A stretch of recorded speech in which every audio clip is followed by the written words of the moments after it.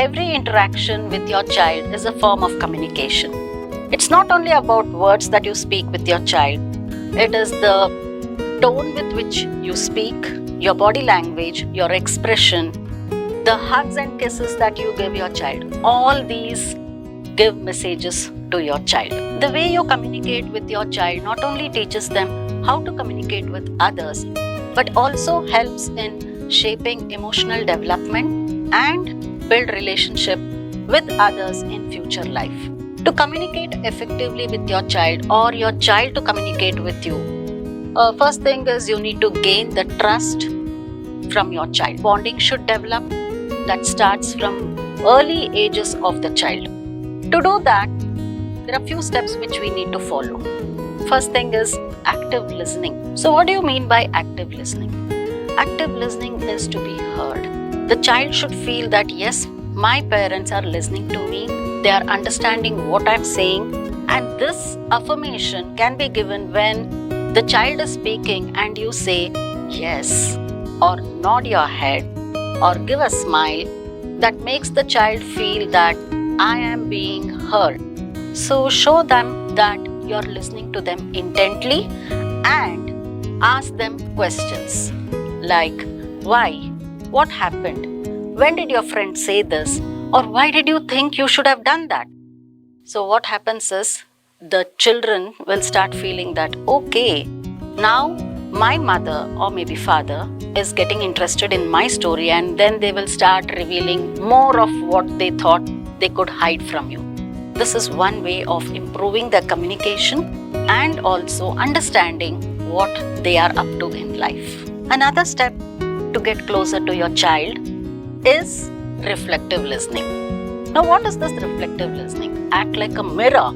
So when your child says something, for example, your child says, I am not playing with Raji anymore. So what you have to do? You're not playing with your friend anymore. So here you're leaving room for your child to come up with more expressions without judgment. So this way you're again making your child more expressive and getting connected with your child. Then speak clearly with your children. Use a language which is understandable by your child, which is age appropriate and which is not derogatory. So the child should feel respected when he or she speaks to you because they expect them to be treated like an adult. So that is what you need to do. Let your words be kind, respectful, and make them feel proud about themselves. Another aspect of bridging this communication gap between your children is to explain feelings, because your child will not know how to name his or her feelings. So it is very important as a parent to understand what the child is going through and then name that particular feeling. Say for that, you can give your own example and tell them some incident which has happened during the day or while you were in the office, and tell them that I felt so happy doing this work. So now the child knows that this kind of a feeling is called as happy or irritated or whatever feeling you would like to express related to what the child would like to say, and help them understand. This helps in two ways. One, the child knows that these emotions are not pertaining only to the child. So the child will understand that these are emotions which each one of us will go through. Whether it is irritation, whether it is hurt, anger, desperation, or happiness or sadness, everybody goes through this. And now, how to deal with that? As an adult, as a parent, if you tell your child that, look, this is what happened in my office or in my friend's house when I was small, and this is how I dealt with it, now the child knows that if I am in this kind of a situation, I can solve this problem because this has happened to somebody else also. So this is one way of communicating with your child and helping your child deal with stress, basically emotional stress. Because children will not know how to deal with this kind of a situation unless and until you have given an example of your own. Another way of making your child feel confident about communicating with you or others is making them feel noticed. Now, when I say noticed, be more specific when you're praising them, because whenever you praise them, obviously they'll feel good about themselves. But when you praise them for a specific action, instead of saying good work, you say that I noticed that you put all your toys in place after your playtime. Very nice. So now your child knows that you are being specific and praising him or her for that particular work. So this makes the child feel more confident about himself. So when we say noticing statements, it also includes focusing on their behavior.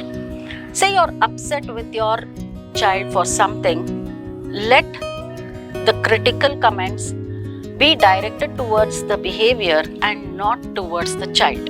For example, instead of saying, I don't like it when you're messy, just try saying that I don't like it when you keep your clothes messy all over the floor. So now the child knows that you're upset over that behavior and not over the child. No matter how busy you are, have that particular time or specific time where you spend with your child, either playing with them, sitting and watching TV, whichever show they like, enjoying with them, commenting along with them, and basically make them feel like you're of their age. That is when they feel more connected and they open up. So that is another very, very important way of connecting with your children. Making friends with them is not at all difficult. So you need to develop that bonding in the child way before he or she attains teenage. Let's say start at the age when the child is 3 years or 2 years old or even before. So let me give you a classic example how parents talk to their children. Once they can come back from school, or maybe if your toddler is in preschool, you go to pick them up. The first question they ask is, what did you do in school today? The child will not answer you. Have you noticed that? The child will say nothing. You ask, what did you eat?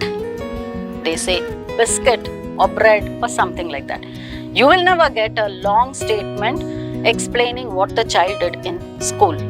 Because honestly speaking, this is an intimidating question to the child. So these kind of questions are so intimidating that the child starts feeling that, is my mother or my father being judgmental about what I've done in school?